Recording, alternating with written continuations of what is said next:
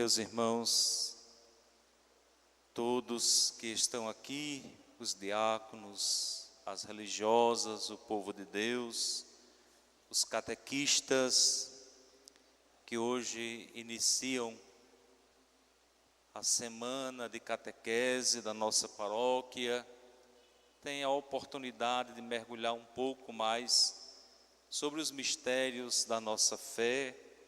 Daqui a pouco, logo depois da missa, terão a palestra de abertura da nossa semana de catequese. E este ano nós vamos trabalhar na quaresma, a campanha da fraternidade sobre a ecologia. Teremos um gesto simbólico e iremos aqui ao lado fazer a plantação de uma árvore, um ipê, que será o marco deste nosso ano em que nós vamos plantar a nossa vida na esperança cristã, que é o nosso Senhor Jesus Cristo, e que queremos, de fato, dizer que nós, que somos cristãos, temos uma esperança e nós não vamos desanimar. Assim como a árvore provavelmente vai crescer, vai ser cuidada, Deus é o agricultor que cuida de nós e vai fazer com que nós possamos produzir frutos de alegria, de paz, de serenidade, de todas as coisas necessárias que nós precisamos. Eu queria fazer um exercício com vocês antes de propriamente fazer a homilia, que é pedir a vocês para ficarem atentos sempre que vierem para a missa, e principalmente a missa do domingo. Então sempre, todos os domingos, quando vocês vierem, que eu acredito que vocês vão vir todos os domingos para a missa, porque faz parte da nossa vida cristã, é vocês tentarem fazer uma associação entre o pedido que nós fazemos e o que a palavra de Deus responde a este pedido. Por gentileza, tomem o que vocês chamam de jornalzinho, o domingo, que a gente tem o costume de, graças ao dízimo que vocês dão, oferecer gratuitamente. Eu me lembro, quando eu era criança, numa paróquia aí, eu cheguei e ficava uma pessoa sentada no patamar da igreja, e quem queria participar da missa acompanhando esse jornalzinho, ia lá e comprava o jornal na hora. Graças a Deus, com a prática do dízimo, as paróquias melhoraram um pouco a situação financeira, e esse jornalzinho é oferecido, a gente diz de graça, mas por causa do dízimo que vocês dão. O número 5 está escrito aí, coleta. Não é evidentemente agora que nós vamos dar uma coleta. Essa oração primeira, ela chama-se oração de coleta. O padre diz: oremos, recolhendo as intenções de cada pessoa que está aqui na comunidade. Que é bem verdade que no início são lidas umas intenções, não são? Essas intenções, elas em algumas comunidades são gratuitas, mas elas deveriam ter a contribuição de cada pessoa. Aqui já acontece de forma gratuita, mas eu não vou pedir que ninguém pague as intenções que vocês colocam. Elas deveriam ser, pelo menos, dada uma contribuição espontânea para elas. E aqui nesse momento que tem a oração de coleta, é quando gratuitamente o sacerdote, o pároco em especial, que preside a comunidade, que recebeu este ofício do bispo diocesano, ele está acolhendo, convidando vocês a rezarem, a rezarem e oferecer a Deus as intenções de cada um, e as intenções, aquilo que é bom, tá, pessoal? A gente não reza pedindo o mal de ninguém, nunca e jamais. Nós não podemos nesse momento dizer assim: eu vou pedir a Deus que fulano morra, eu vou pedir a Deus que fulano tenha uma... Não, pelo amor de Deus, nesse momento aqui, é aquilo de bom que a comunidade está oferecendo a Deus, para receber de Deus também com gratuidade, aquilo de bom que Ele nos oferece. Então, nessa oração de coleta, ela é dirigida ao próprio Deus Pai ou a Jesus Cristo. A Deus ou a Jesus Cristo. Hoje, ela é uma oração que se dirige a Deus Pai, ó Deus. Logo em seguida, tem um reconhecimento de alguma coisa que a igreja reconhece que Deus faz pela sua comunidade. O que é que a igreja está reconhecendo? Prometeis permanecer nos corações sinceros e retos. Logo após esse reconhecimento vem o pedido da comunidade. Eu não sei se vocês conseguem acompanhar o raciocínio. Então o pedido começa com ou dai-nos, ou concedei-nos, ou fazei-nos, sempre com esses verbos que têm a ver com você estar se dirigindo a Deus e pedindo alguma coisa. Qual é o verbo que está hoje? Concedei-nos. Começa o nosso pedido.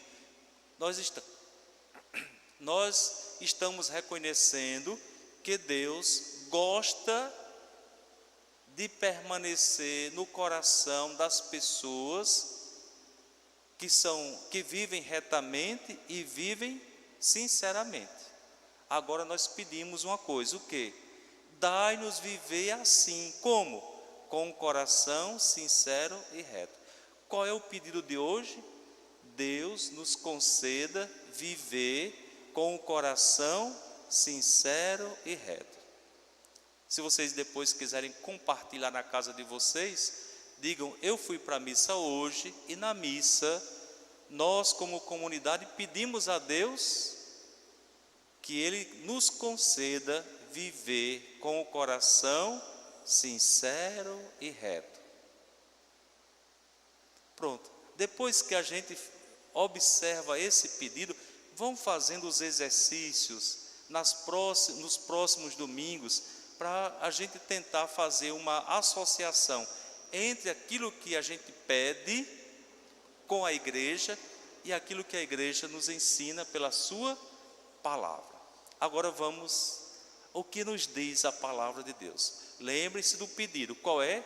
Concedei-nos viver de tal maneira. Que maneira? Com coração sincero e reto, para que o próprio Deus habite em nós.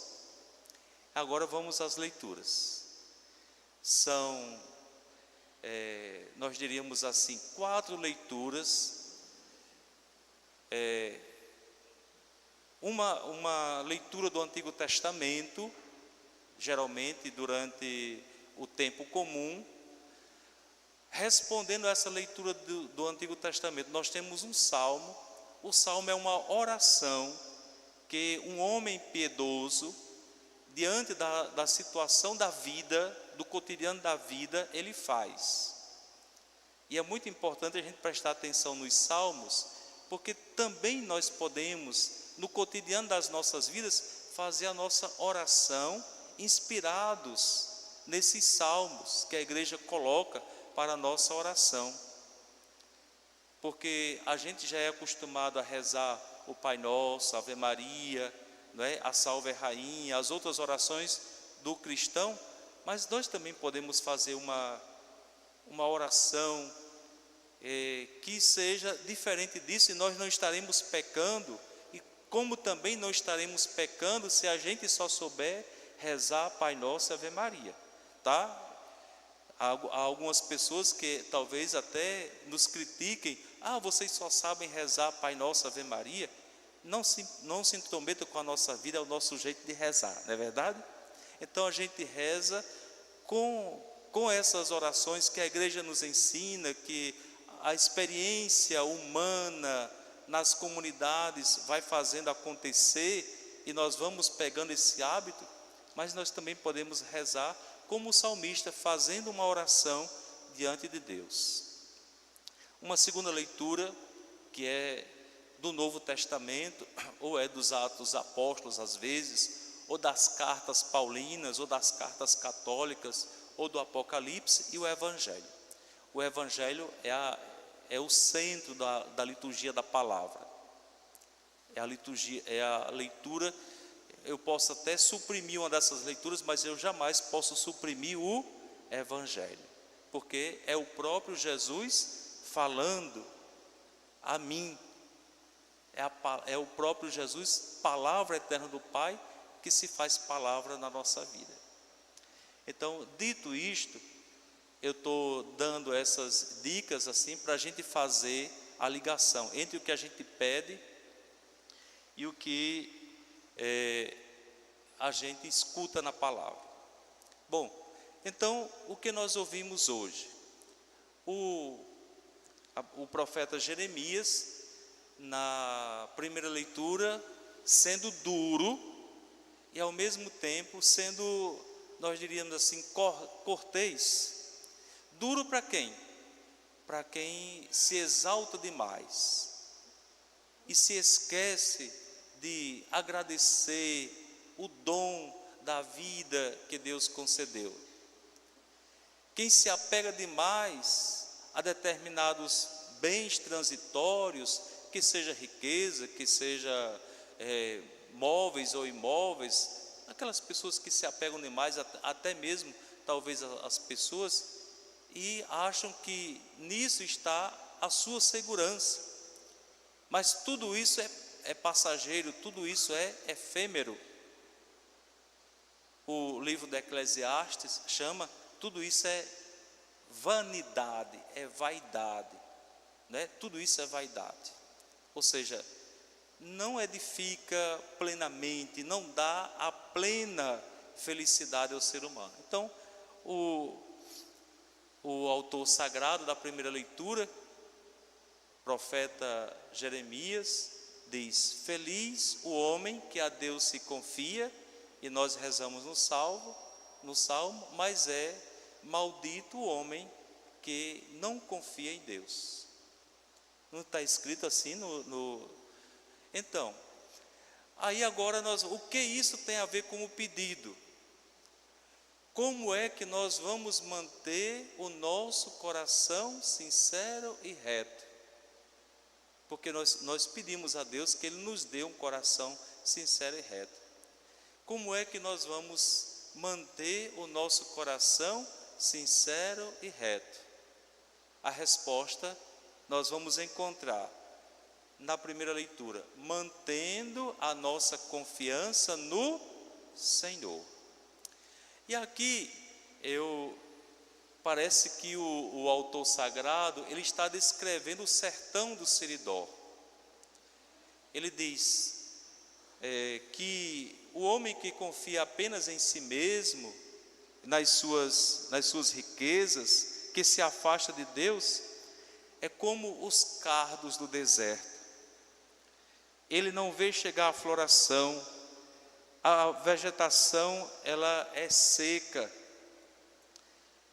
ela parece que não encontra uma água saborosa que dê sustentação. No tempo do inverno, se a gente olhar a nossa vegetação, chega a dar uma alegria, não é? Tudo vicejante, a vegetação é vicejante, os arbustos são vicejantes, e a gente contempla aquilo e a gente sente alegria, a gente sente esperança. Eu nem sei porquê, talvez a cor verde da plantação seja considerada a cor da esperança, porque parece que a esperança traz alegria. Mas quando vem a seca, que a gente olha para o juremal, para as catingueiras, para os mufumbos, a gente vê uma coisa cinzenta.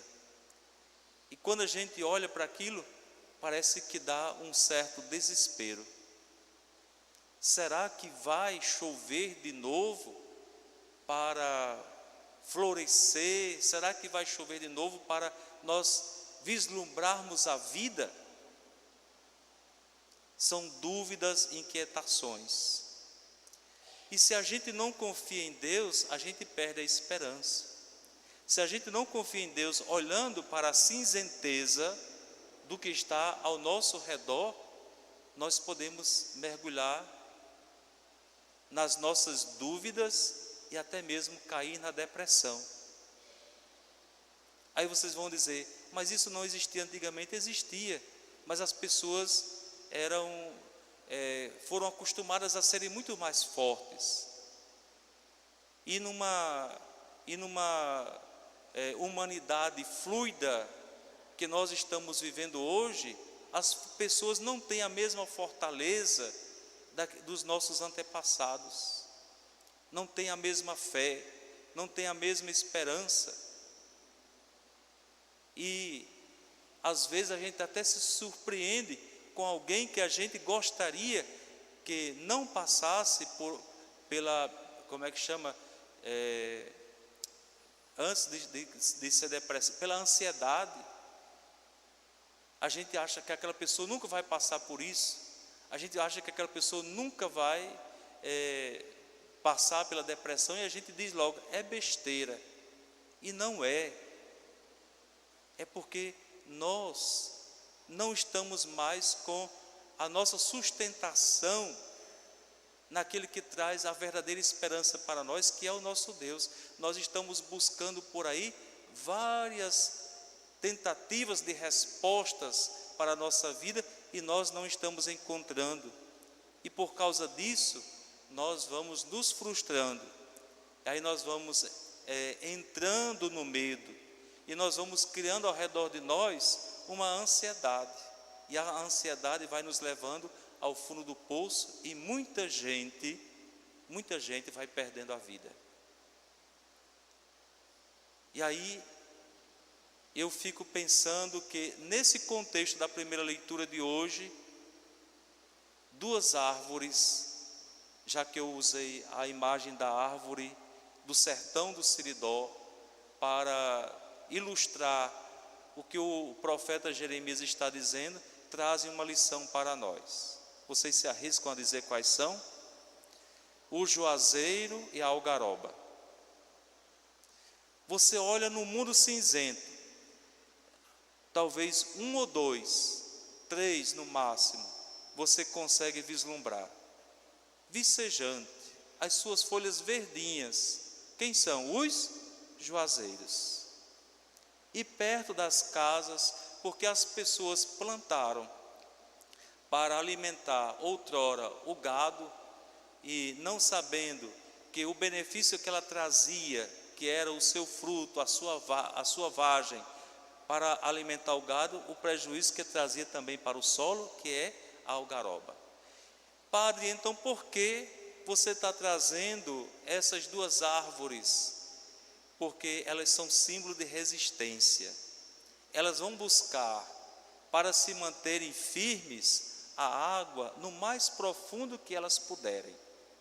No mais profundo que elas puderem. E eu diria, nós, como seres humanos, será que nós não conseguimos, no interior de nossas vidas, mergulhando em nós mesmos, será que na profundeza do nosso coração, será que nós não conseguimos enxergar a nossa fortaleza, o nosso refúgio, a nossa esperança, que é o Senhor? E assim nós haveríamos de resistir? Então, o juazeiro e a algaroba são esses sinais de resistência na seca, na aridez, na escassez da chuva. E eu diria, Deus é o sinal da nossa resistência na aridez de nossa alma, na escuridão da nossa incerteza, na escuridão da nossa falta de fé, da falta de perspectiva. Quando nós não encontramos em nós, Deus vai ser as raízes que nós vamos ter fincado, porque um dia nós tivemos fé, porque um dia nós fomos igreja. É claro que eu estou dizendo fomos no passado, porque nós vivemos isso. E outrora nós fomos deixando para trás os valores cristãos, o Evangelho, a palavra de Deus, a oração. Nós fomos deixando para trás. E aí, onde nós nos encontramos agora? Nos encontramos talvez sem a folha da catingueira, do angico, né? Sem os cipós firmes do marmeleiro, mas nós temos esperança, porque no meio disso tudo, dessa cinzenteza, eu não sei se existe essa palavra, mas eu estou usando agora, no meio desse ambiente cinzento, nós encontramos ali resistência, que é o juazeiro e a... Como é mesmo? A algaroba. Então, na aridez da nossa vida, nós temos a esperança, que é o nosso Deus, e o resto da fé que ainda sobra em nós. E aí, a palavra de Deus nos questiona nisso. Onde nós colocamos a nossa segurança? Em Deus ou naquilo que é passageiro? Naquilo que é sonho para nós, mas que quando a gente acorda não é realidade. Pois bem, continuando nessa linha de pensamento, nós passamos para o Evangelho. Padre, vai pular a segunda leitura? Vou, de propósito. Quero ir para o Evangelho. O Evangelho fala de quê? De novo ele traz esta pergunta do profeta Jeremias numa outra forma. O profeta Jeremias fala: é feliz quem a Deus se confia e é maldito o homem que se afasta de Deus. Pois bem, então São Lucas, no Evangelho de hoje, ele fala diferente. Quem a Deus se confia é bem-aventurado, é consolado, não é? É feliz, espalha a justiça, transborda em amor, faz as coisas certas, por isso o seu coração vai permanecer sincero e reto. Agora, quem se afasta de Deus tem as consequências, é o avarento que nós ouvimos ali, é aquele que se exalta por causa de sua riqueza, é aquele que tem com fartura, mas não reparte com os pobres, é aquele que ri da miséria do outro. Aí vocês poderiam dizer: padre, então se a pessoa for rica, recebeu uma herança, trabalhou muito, ganhou bem, está condenado ao fogo do inferno? Não, porque se fortalecer em Deus não significa que a gente não possa ter o nosso conforto, que a gente não possa levar uma boa vida. Não estou dizendo isso. Eu só estou dizendo que a gente não pode se apegar demasiadamente a isso e se esquecer de Deus, porque no dia que faltar isso, nós teremos Deus. No dia que faltar, no dia que faltar um amigo, nós teremos o melhor amigo, que é Deus. No dia que faltar dinheiro para a gente esbanjar, nós teremos Deus para nos sustentar. No dia em que a nossa alma estiver na aridez, nós teremos Deus com o seu Espírito para nos iluminar, para nos resgatar das nossas trevas, para nos redimir. Pois bem, então, reconhecendo isso, vem o terceiro passo. E o terceiro passo eu volto agora para a segunda leitura. Qual é o terceiro passo? Ressuscitar. Padre, e não só se ressuscita depois da morte? Não, pelo amor de Deus, vamos pensar um pouco fora da caixinha, né? São Paulo diz na segunda leitura de hoje que Cristo é a esperança cristã e Ele ressuscitou, Ele recobrou a vida. E aí o conceito de morte e de vida está muito associado à fé em Deus, à confiança em Deus ou à desconfiança em Deus. Já no Antigo Testamento, lá no livro do Deuteronômio, o Senhor vai dizer assim: eu coloco diante de ti dois caminhos, um que leva à vida e o que leva à morte. Qual é o que leva à vida? Escutar a minha palavra e viver os meus mandamentos. Comunhão com Deus, experiência com Deus leva à vida, à plenitude. A ausência de Deus leva a quê? À morte.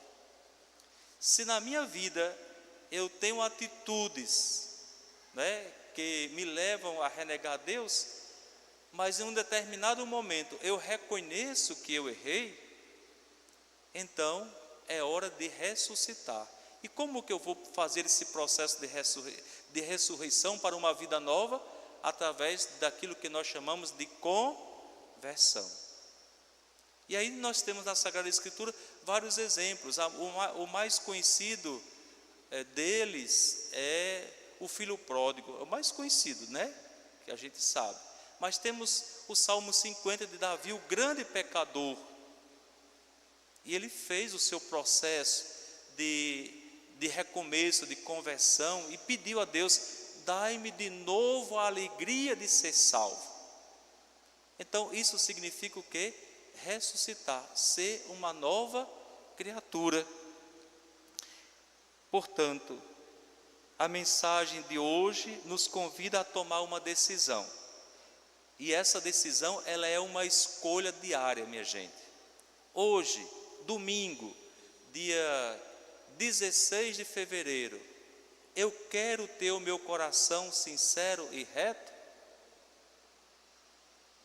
Amanhã, dia 17 de fevereiro, quais serão as minhas atitudes para eu manter o meu coração sincero e reto? Depois de amanhã, dia 18 de fevereiro, quais serão as minhas atitudes para manter o meu coração sincero e reto? Então, nós diríamos assim, quando nós tomamos a decisão de manter aquilo que nós pedimos a Deus, é uma decisão diária, é uma escolha diária. Nós queremos construir a nossa vida sob bases frágeis deste mundo ou na confiança em Deus? Nós queremos construir a nossa vida como a árvore plantada junto às águas? Ou nós queremos plantar a nossa vida na árvore que prefere se manter distante do Senhor? É importante dizer que Deus nos dá forças, é importante que Deus está disposto a nos acolher, mas essa é uma decisão nossa e pessoal. Nós, como igreja, torcemos para que todos nós entremos nessa dinâmica de eternidade da salvação, mas é uma decisão pessoal. E finalmente, falei hoje tanto, mesmo com a garganta um pouco doente, e vocês não levantaram a mão para reclamar, mas eu vou dizer a última frase: que a palavra de Deus de hoje nos ajude a reavaliar as nossas escolhas e a buscar em Deus a verdadeira felicidade. Amém.